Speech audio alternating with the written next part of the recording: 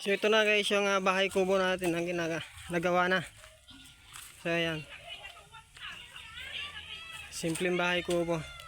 Sa ilalim po ng puno ng mangga. Higita po natin yun guys. Malamig.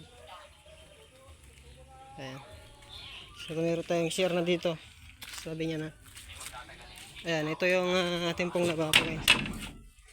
TV na. Pang temporary lang kasi wala tayong mabiling tawag ito mga kawayan, naubos na yung ating budget.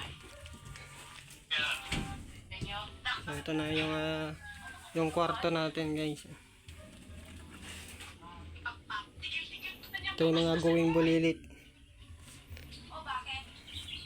Kaya ganito yung design natin kasi nga guys, lumalakas yung agos galing po dun sa bundok. Kaya tinas po natin yung kanyang papag ano, sa ilalim. Rumaragasa kasi na tubig dito. Papunta po niya sa bukid sa pagtuwing tagulan. Yan na yung bahay kubo na.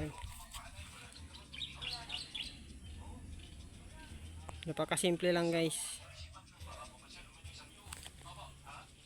Kasi ito guys, kaya naggawa po tayo ng bahay dito para babantayan po natin yung mga ating bukid dito. At yung kasi yung tubig natin, ito nanggagaling sa mudnok yan, yung mga yan napupugsat kasi, napupugsa natatanggal, kaya pupunta pa tayo doon. Kung makikita nyo yung tower na yon, yung sa dulo doon po kasi galing yung tubig, pupunta pa tayo doon. Hanapin natin kung saan po siya napugsat, kung saan po naputol yung ating hose.